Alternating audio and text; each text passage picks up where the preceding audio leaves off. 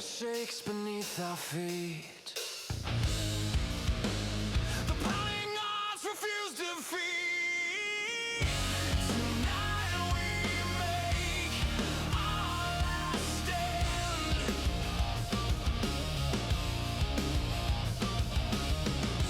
With bloody fists and broken hands.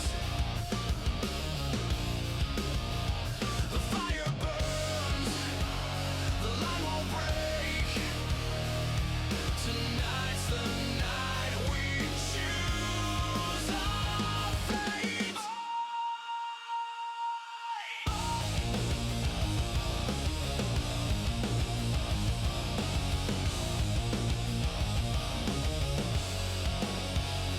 Shadows stretch long, the sky turns red. Echoes of screams from the lives we've bled. Every mile, every fight, every thread pulled us tighter to where we're led.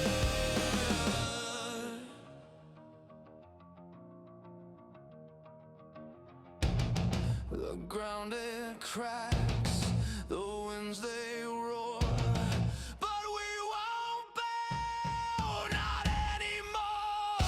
Tonight we make our last stand.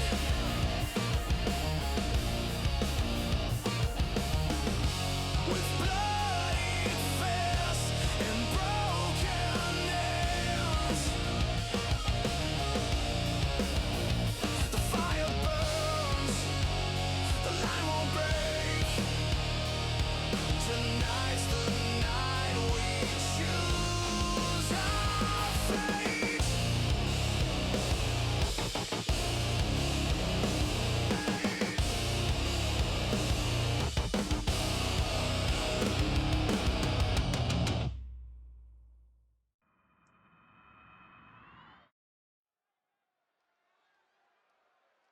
Ladies and gentlemen, welcome back to World Wrestling Affliction. This is our last stand PLE.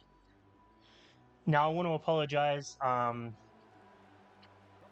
been sick all this week. That is why I have not gotten any videos out. I mean, you probably heard it in my voice in the last video. I was not feeling the best. I'm still not feeling the best, but I'm feeling a bit better. So I want to get these videos out. Finally want to get this caught up. I mean, after this PLE, we've got 3 months worth of content left. And then finally, I'm done with the series. As much as I love doing it, I think I'm going to call it quits on the wrestling content. But for now, let's focus on the show. And we are opening up with a ladder match. And it is for the Mr. Peter Michaels Open Invitational. 2 teams, whoever accepted the challenge, will go on into this match. We see right there, Los Luchadores are the first. And now High Voltage are the second team to accept the challenge here in this Peter Michaels Invitational match. Now, there is a contract held above the ring in that briefcase, and that contract allows for the winning team to not only be number 1 contenders for the tag team championships, but also will be earning the managerial skills of Mr. Peter Michaels. Now, whether they want that part is up to them. I personally wouldn't. He hasn't had the most success managing people here so far in this company, but we kick off the show.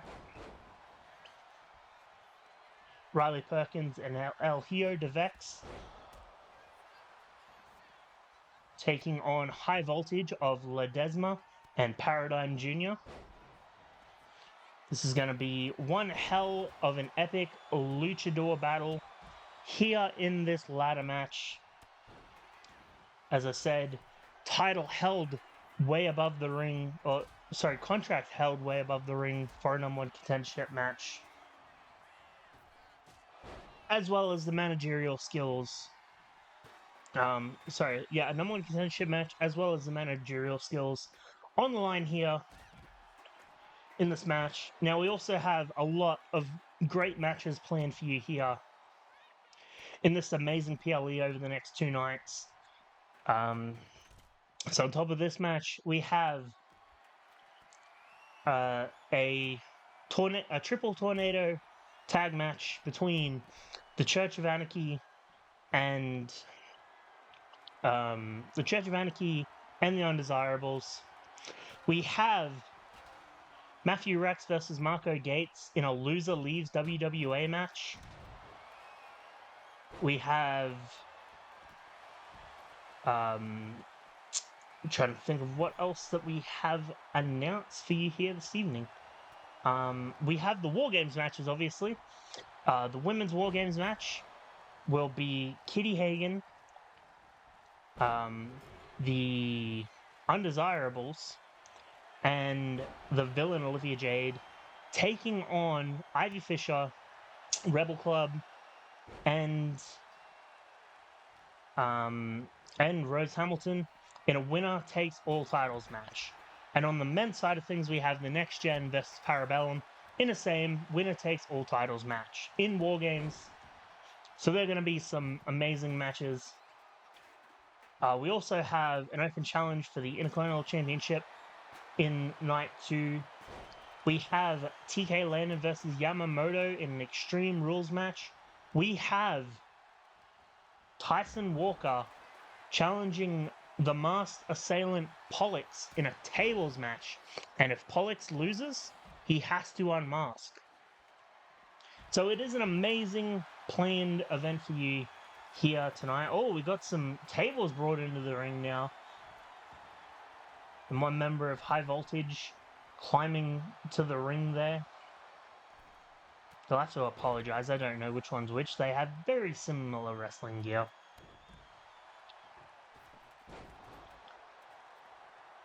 But you see just the great lucha action coming out of these two teams. Los Luchadors and High Voltage. Competing not only for a number one contendership match, but the managerial skills of Mr. Peter Michaels. And you have to think, Mr. Peter Michaels' main client, Marco Gates, could potentially lose his career here tonight. And that could lead to whatever it leads to. I mean, it could lead to Mr. Peter Michaels focusing on this tag team championship. I mean, he does have the former women's tag champions in the Chick Crew, in that of Isabella Hunt and Alexia Butler. Sorry, I blanked on the names for a second there. Have a bit of brain fog with my illness, so you'll have to excuse me there.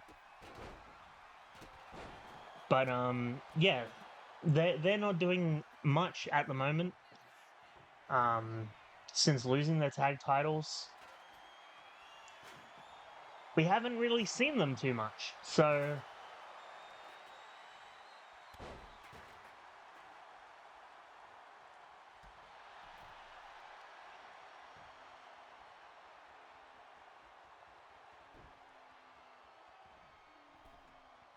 here you see some great lucha action coming out of Los Luchadores.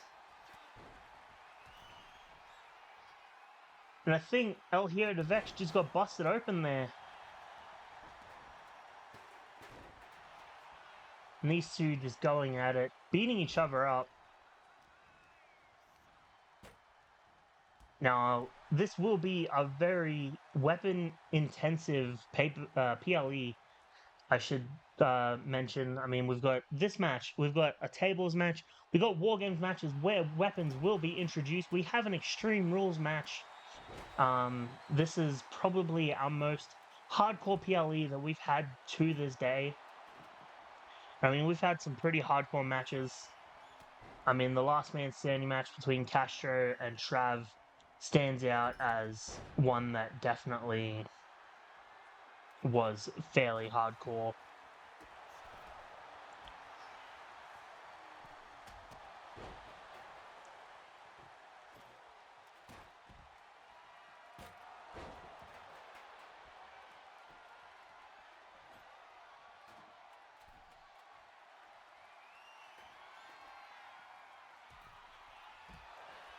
And now, again, I apologize for, saying on Monday when I uploaded the video that I would be catching up this week.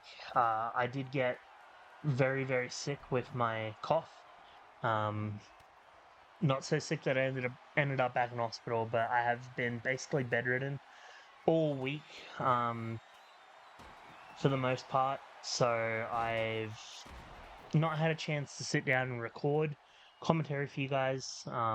As it is, I'm having to constantly pause the commentary, have a big coughing fit, and then restart, so I'm not coughing in your guys' ears. So I do apologize for that. We see a tap there from one of the members of High Voltage, but unfortunately, this is not a pinfall or submission match.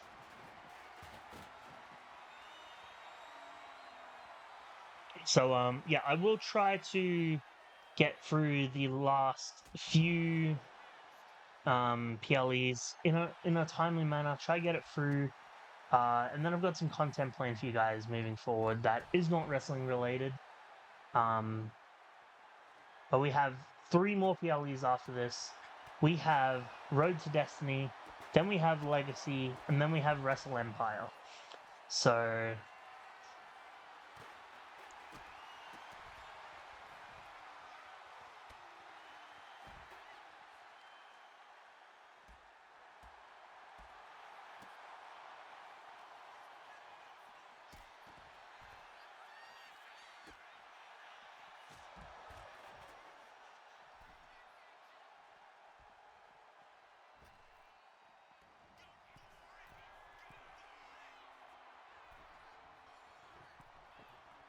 now you see Alhiro de Vex going for the climb there.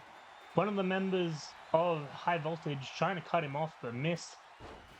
Gets kicked off there.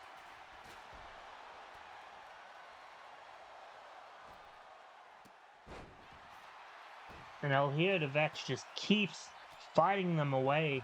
Unable to get that briefcase, though, without the stoppage from High Voltage. Now you see Riley Perkins getting a climb up.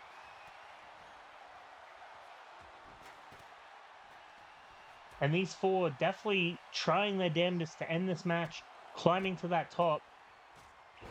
Los Luchadors definitely trying to get that briefcase, while High Voltage just cuts him off at every turn. I don't know what happened there. He looked like he was going for an over-the-top rope dive, but Alhiro de Vex just stopped him, pushed him over. Oh, we see one member of High Voltage climbing for that contract, grabbing the briefcase. Could he do it? Could he grab it and bring victory to his team? No. Alhiro de Vex catches him out. Oh, but his teammate, big pile driver onto the leg of the table. Oh my god. Now Riley Perkins distracted by the team member while the other one grabs the briefcase. Can Perkins stop it? He doesn't. And High Voltage win the contract. Well, ladies and gentlemen, that was one epic opening match here between Los Luchadores and High Voltage, and Paradigm Jr. and Ledesma come out with the #1 contendership for the Tag Team Championships, as well as a contract for Mr. Peter Michaels. And, I mean, congratulations to both of these teams. They put on one hell of a fight, but it came down to the wire there. I mean, it looked for the longest time like Los Luchadores was going to win. But High Voltage kept coming back, kept cutting them off, kept stopping their momentum, and eventually it came down to the pile driver onto the here we see it right here in this replay, that pile driver straight onto the leg of the wooden table, and then while I believe that's Paradigm Jr. climbs to grab the briefcase, Ledesma distracted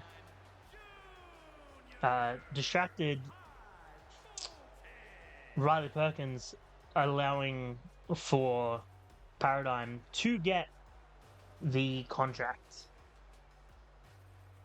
And congratulations to them too. It'll be interesting to see what they do with the managerial skills of Mr. Peter Michaels and their number one contendership match. But for now, we move on to our next match.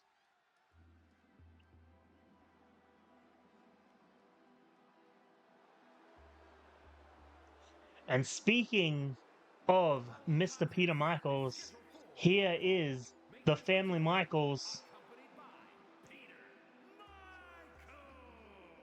And it is Marco Gates challenging Matthew Rex in a loser leaves World Wrestling Affliction match. You know, you gotta think that Mr. Peter Michaels was definitely happy with how that happened, how that first match went with the Peter Michaels Invitational. But now it comes down to whether Marco Gates, his original and main client, can successfully beat this man right here, one of the newest members of Parabellum, in Matthew Rex. Now, this whole thing spared or spurned, whatever you want to call it, from the fact that Matthew Rex felt left behind by Marco Gates. They had one tag team match in the first episode of this show. It was the first or second episode. And then ever since then, Marco Gates was challenging Isaiah Zank for the Intercontinental Championship, or they were beating each other up for like almost 8 weeks straight. Won the Intercontinental Championship, then moved on to face other people. And sure enough, Parabellum beat him, took the championship from him, and he kept chasing Parabellum. Where was Matthew Rex in all this? Left behind, at least in his own words. So he chose to join the people that his former best friend was fighting as a way to show him, look, I don't want to be overlooked here. It's come down to this. One of us has to leave. And it's going to happen right now. The loser of this match will officially be fired from World Wrestling Affliction. And you got to think that Trav and the rest of Parabellum are keeping an eye here on this match while also preparing for their War Games match in Night 2. But I mean, Trav has already warned Matthew Rex before about failure. And an elimination here is definitely not, but a loss here and getting fired is definitely not what Matthew Rex wants, with Parabellum breathing down his throat. But maybe beating Marco Gates and having him fired from the company is just what Matthew Rex needs to gain the approval of Parabellum.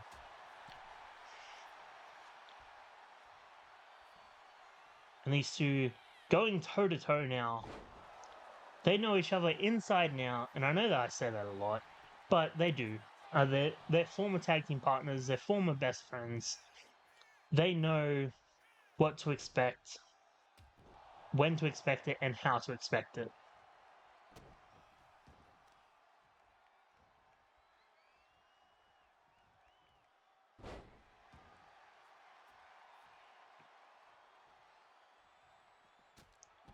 And these two are just going to go toe-to-toe.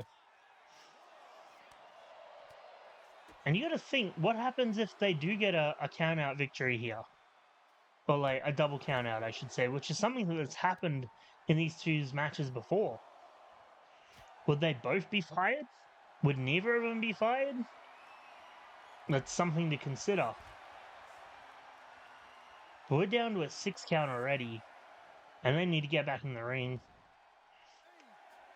Rex just making the 8 count there. Just taking out Marco Gates now.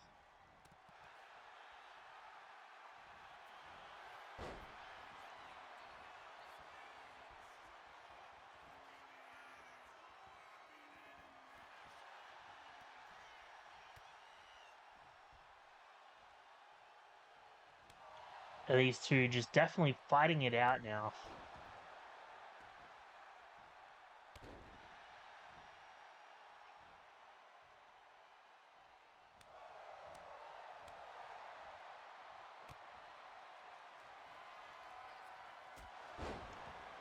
Big jumping forearm there. Oh, here we go. Sweet chin music. Goes to the cover now. 1, 2, and a kick out at 2. Rex can't believe it. He almost put his former tag team partner down there. He almost won this match. Big crossbody over the top rope there.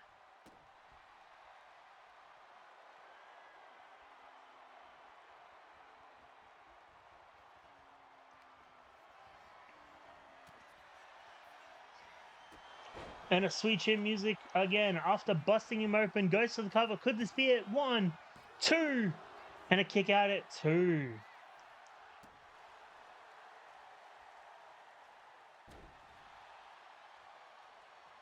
And Rex staying on the offensive now. Big moonsault. Oh, but the dodge coming out of Marco Gates there.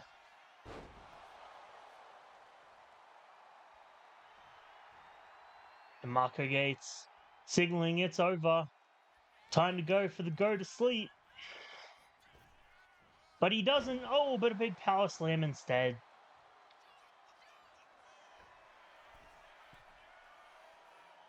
Now to the top rope. Oh, but the miss from the splash. Big boot to the face. And a boot to the head again.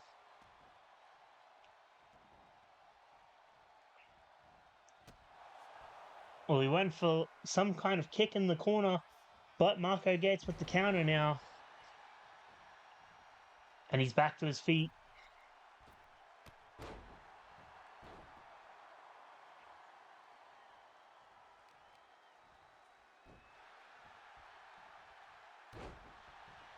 Drops the elbow now. Marco Gates stalking Matthew Rex as he rolls out of the corner.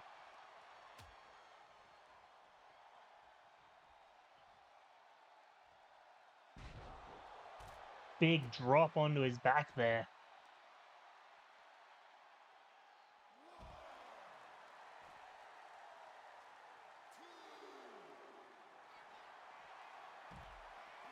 And locks in the Anaconda Vice on the outside of the ring. But Matthew Rex fights back immediately.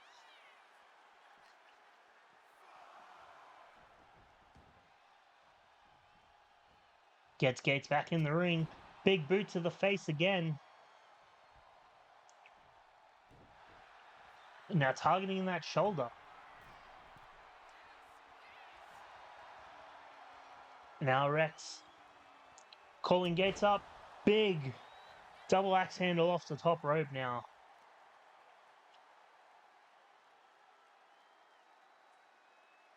Now twisting the head of Marco Gates. Stomping him down. Oh, he's going to the corner. Here we go. He's calling for it. Is this it? Big sweet chin music. Goes to the cover. Could this be it? 1, 2, 3. Ladies and gentlemen, we say goodbye to Marco Gates.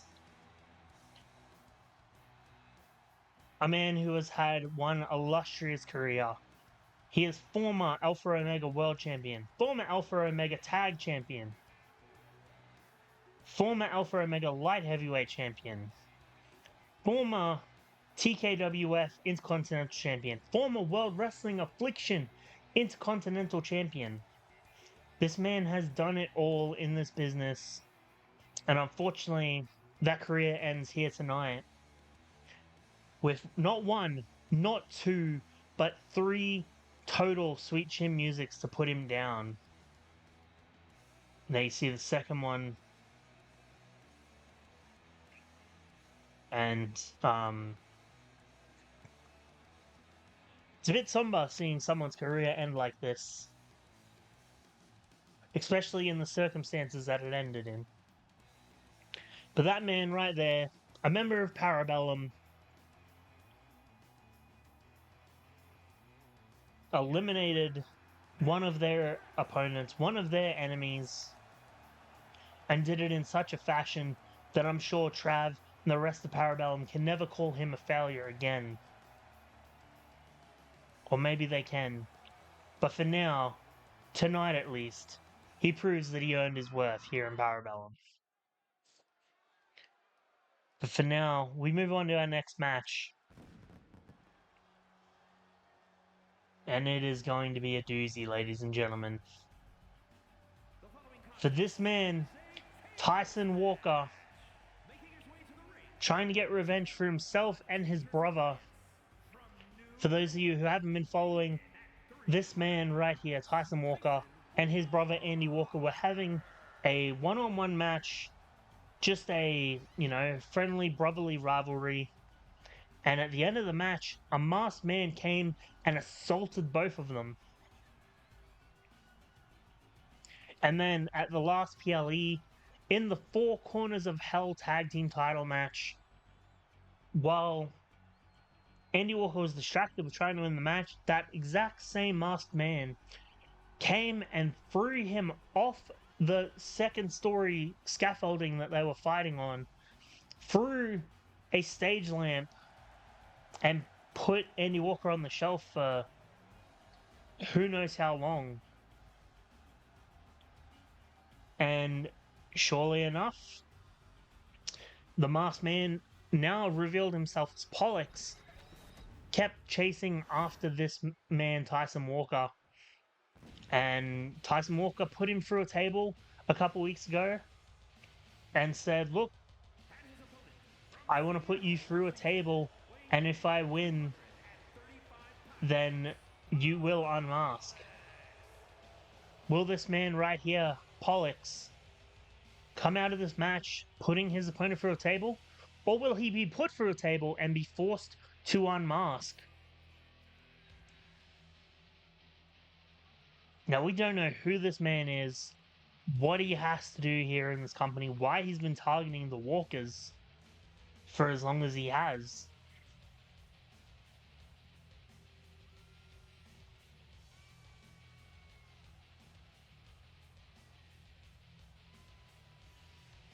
But we may find out who he is tonight.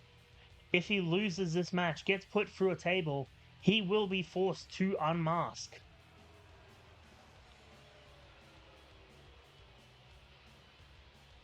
And fans letting this man know exactly what they think about him. The masked man who assaulted the Walkers. Cost the Rebel Club their tag team championship opportunity and injured Andy Walker in the process. And we're off with Pollux using his smaller size and his faster speed advantage over the bigger Tyson Walker. But now we shouldn't write Tyson Walker out.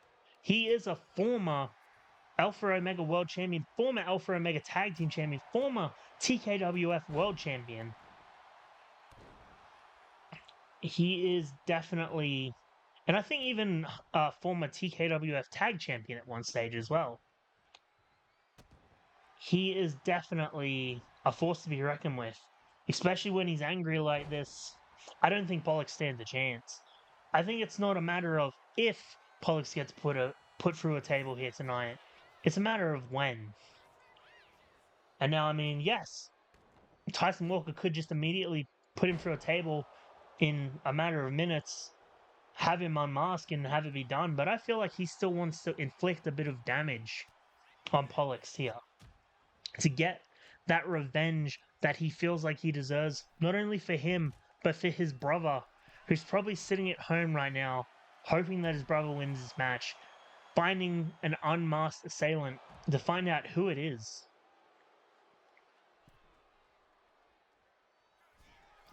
Now again, folks, this is a table match.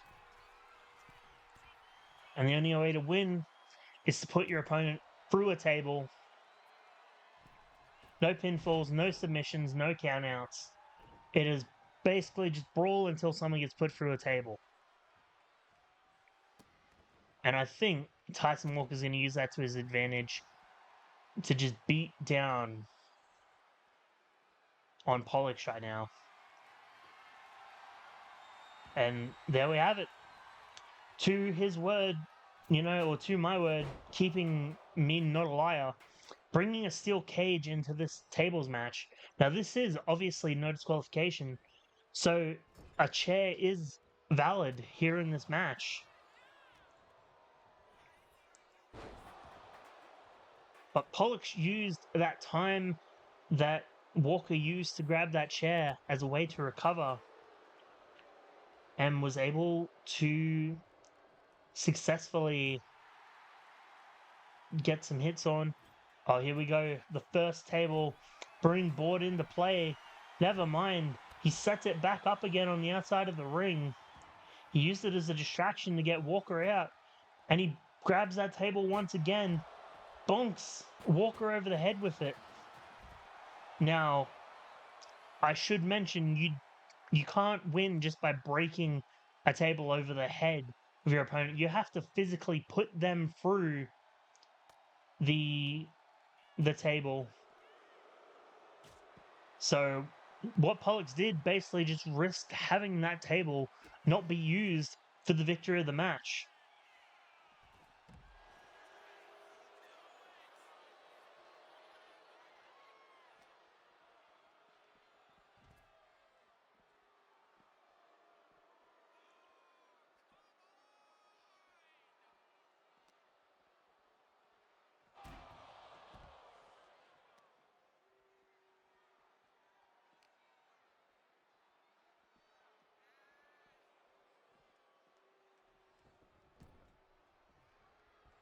Now, getting his opponent back in the ring now. Not the smartest thing. Oh, but never mind, he countered.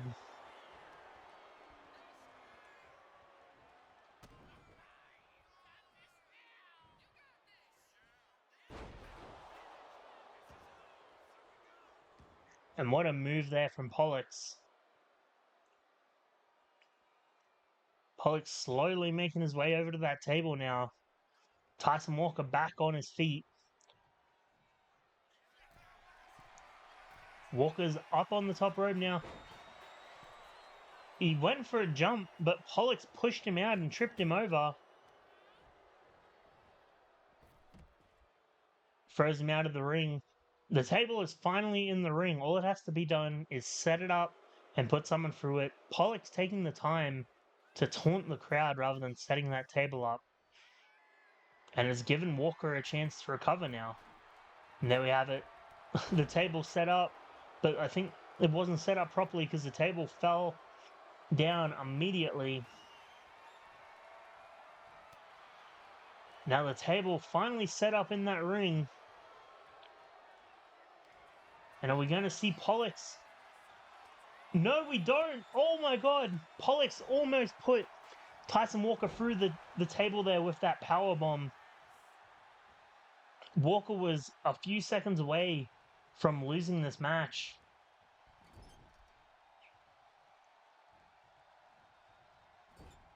And the nice counter out of that powerbomb keeps Walker in this match. And keeps the chance of Pollux being unmasked, staying here, setting that title up again.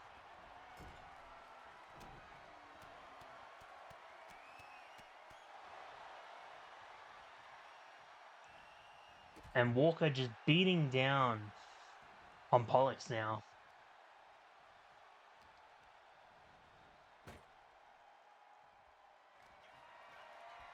Oh, and here we go. Could this be it? Big tower bomb through the table. Walker wins. We see Pollux unmasked here tonight. Now it's going to be interesting to see who this man is under this mask and find out why he's been attacking the Walkers as much.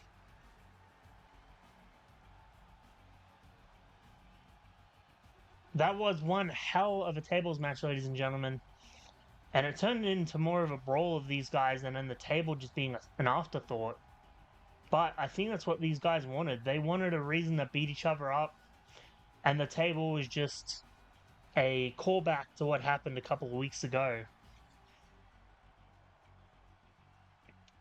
But that man, Tyson Walker, proving why you don't piss him off, putting Pollock through the table, and now we have to see this man unmasked. And Tyson Walker, the victor. Congratulations to Tyson Walker now.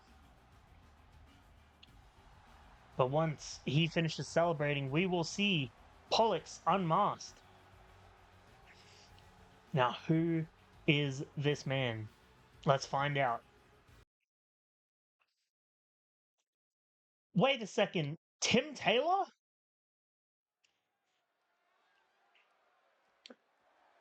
Well, ladies and gentlemen, I'm shocked.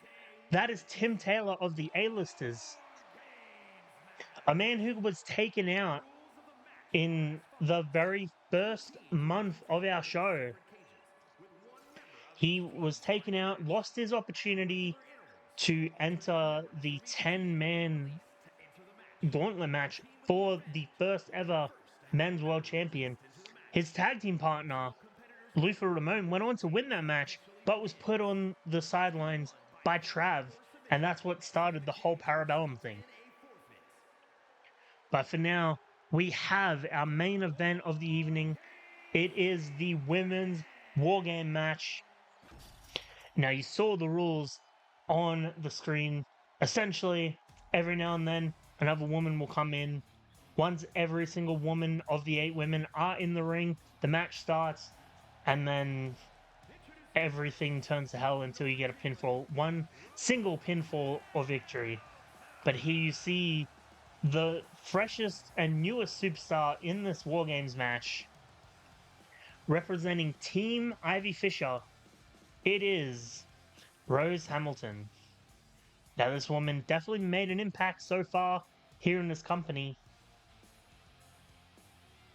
Debuting at the last PLE in the 6-woman over-the-top rope battle royal, winning her number 1 contendership match at the Women's Intercontinental Championship. Lost the match to Patch. Actually, I think she beat Patch Clown, even though she was distracted by Hannah O'Grady. The next match had her title match against the villain Olivia Jade, got disqualified by Hannah O'Grady, and lost her chance at the Intercontinental Championship. That's when she demanded Davis Morris, our general manager, give her another opportunity and sort this out. That's how she earned her spot here in this women's War Games match. And it's all because of this lady right here, the villain, Olivia Jade, the Women's Intercontinental Championship. This is the second time that she's defended the title since winning it like 3 months ago. She's found a way that her teaming with Amber Valentine and joining Bushido distracted everyone from the fact that she hadn't defended her title. Her title defense against Rose Hamilton 2 weeks ago was the first time that she defended her women's title. And thanks to Hannah O'Grady getting her a disqualification loss, it meant that the villain Olivia Jade didn't have to defend the title. She got to keep it without any hassle. So now she has to defend the title here in this winner-takes-all War Games match. And now while we kick it off, I shall explain the rules of the winner-takes-all. Now, it's very clear that Rose Hamilton and the villain Olivia Jade have been feuding, well, not feuding, but have been facing off for the Women's Intercontinental Championship, while the Rebel Club want a bit of revenge from the last PLE, where it was the Four Corners of Hell Tag Team Women's Title match, and Tara Sky looked like she was fighting off the Morgan twins of the Undesirables pretty well in that match. I mean, she was fighting them off 1-on-2, landed the most perfect sky's the limit out of nowhere, got the pin, but the ref took almost 8 seconds to get there. And then that was enough to call it quits. And, you know, Alice Lane kicked out. And then the Lane twins worked together and got the pinfall victory. So she just wanted a rematch. So that's how the Rebel Club versus the Undesirables happened. And obviously, it's well documented the history between the Women's World Champion Kitty Hagan and Ivy Fisher.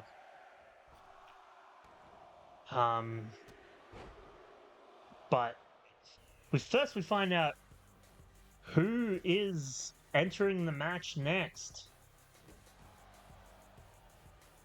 Oh, it's Taryn Sky, the woman that Olivia Jade beat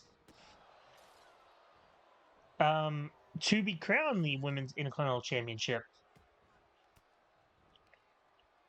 And now, when she signed a contract here in World Wrestling Affliction, she got 2 title match opportunities in her contract. She lost the first one to the Queen Olivia Jade. The Queen Ivy Fisher. To crown Ivy Fisher as the first ever Women's World Champion. And then she cashed in at that PLE an opportunity to challenge Taryn Sky for the Intercontinental Championship and beat her. And then hasn't defended the title since, up until 2 weeks ago. But as I was saying, the history very well documented between Ivy Fisher and Kitty Hagan. Kitty Hagan, the rookie, only ever having like 2 or 3 matches before starting here in World Wrestling Affliction, was able to pin and defeat Ivy Fisher in her first ever match. And after Ivy Fisher won the championship, Kitty Hagan came to her and said, "Look, I'm the only one to beat you. I think I deserve the first title defense." And sure enough, that's what happened. And Ivy Fisher won that first match. But when Kitty Hagan called Ivy Fisher out to congratulate her on the victory, that's when she announced that she had joined Parabellum, had Matoda Lee attack her from behind, then went on to beat her in the subsequent 2 matches to reclaim that championship as her own. So, with that being said, it is now winners take all. So, if Team Ivy Fisher wins, then Rose Hamilton leaves with the Women's IC Championship. The Rebel Club leaves with the Women's Tag Team Championships, and Ivy Fisher leaves with the Women's World Championship. Now, obviously, if Team Kitty Hagan wins, then all the champions stay the same. They're not going to swap championships just because their team won, obviously. But we get back to the action in the ring as Alice Lane of the Undesirables, probably the main competitor of the Morgan twins. Of the Lane twins, not the Morgan twins. Definitely back in this match now. But we're going to get another member of Team Ivy Fisher. Oh, here we go. Cameron Newton of the Rebel Club in this match. Not even bothering bringing weapons in. Just immediately joining the fight. And so far, it has been Team Ivy Fisher dominating this match. I mean, they had the advantage with 2 women in the ring before the Lane twin came in and countered it. Now they have the advantage again with Cameron Newton in the ring.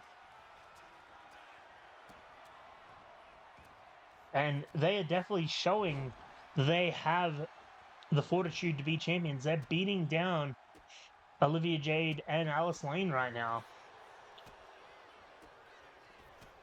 Oh, but Olivia Jade fighting back against the Rebel Club now. Rose Hamilton just beating down on Alice Lane so far on the other side of the ring.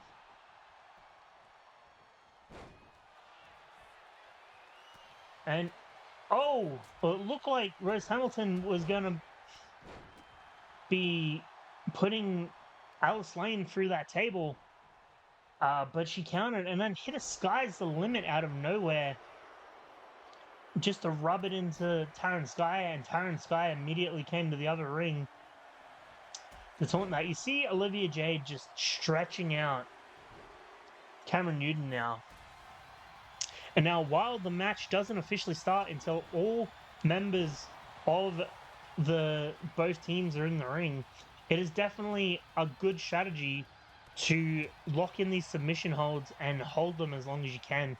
Weaken that opponent. So when it comes to the match starting, you can just lock a submission in, make them tap immediately. And now we're back even with Morgan Lane coming into the ring, sliding in what looked like she slid in a chair, and also what looked like a kendo stick as well. I can't see it, but it definitely looked like she slid one in. I may be wrong, and I may have been... The camera angle is not the best for seeing what weapons they slide into the ring. But I digress. We still need Ivy Fisher to come in, and then Kitty Hagan. And once Kitty Hagan enters the ring, the match officially starts, and it is the first pinfall or submission to the finish. And I think Olivia Jade just got busted open there from Cameron Newton. And yes, I was correct. It was a kendo stick that Morgan Lane brought in. Oh, and it got busted open Morgan Lane's head immediately. How poetic. And it comes down to basically this. Who walks out with the champions? Will it be Team Ivy Fisher or will it be Team Kitty Hagan?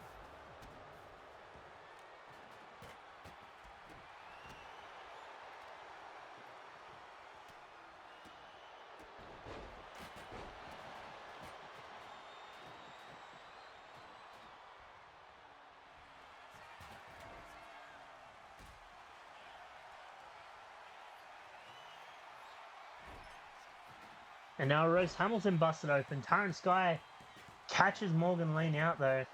And we see, I think I just heard Cameron Newton tapping on the other side of the ring. But alas, the match hasn't started yet. But this is exactly my point. If you've got Cameron Newton to the point where she is tapping now, as soon as the match starts, if you lock a submission move into Cameron Newton, she may tap immediately, and that's an easy victory from the moment it starts.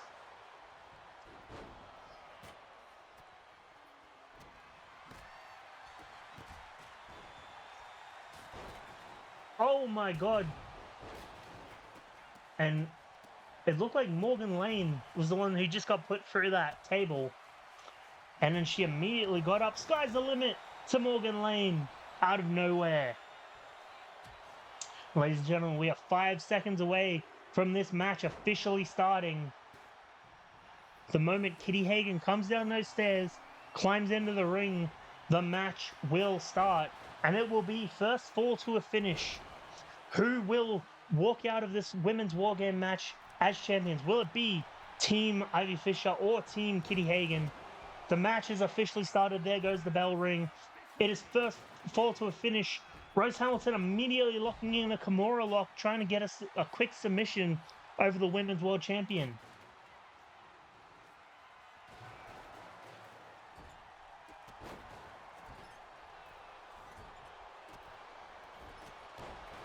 And this is just chaos. The camera angle is not the best. I can't see what's happening for the most part. Sky's the limit onto Kitty Hagan from Taryn Sky. And it seems that Taryn Sky and Rose Hamilton doing the best so far on their side of the ring. While it's the opposite with Alice Lane and the villain Olivia Jade on the most side on their side of the ring.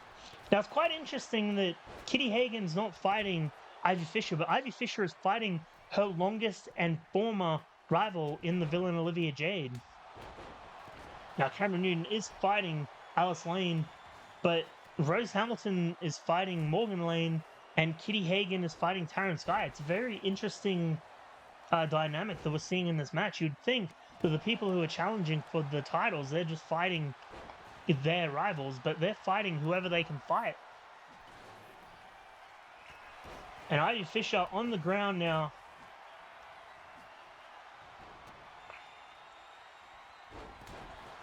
Oh, here we go. Lane locking in a submission, but Newton breaks it up. No, she doesn't, but Ivy Fisher counters anyway. And Kitty Hagen's been spent most of the time on the floor in this match. Ever since entering, they've been beating her down. And I guess that was a strategy for Team Ivy Fisher, is get rid of the Women's World Champion. She's probably the toughest competitor you have here in this match. Now, almost everyone's in that second ring, but you got Rose Hamilton fighting Morgan Lane in the first one. Wait, did we just... I think we just got a fall there.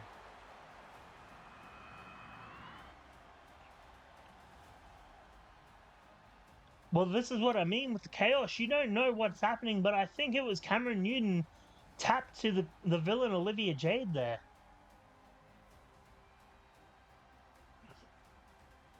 And that was the strategy, obviously, that Kitty Hagen came into, well, Team Kitty Hagen, I should say. They came into this match with the plan of weaken down Cameron Newton, who was probably the weakest link in Team Ivy Fisher, constantly hit her with submission moves till she was tapping. And I think it came down to the fact that she was just too weakened from all the submission holds. I mean, she'd tapped a couple of other times before trying to end the match, but the match hadn't officially started yet. But there you have it. It is definitely Cameron Newton who tapped to the villain Olivia Jade there in the corner. And congratulations to our victors, the villain Olivia Jade, the undesirables, the Lane Twins, and Kitty Hagen, remaining champions. Thanks so much for watching. We will see you in night 2 tomorrow night.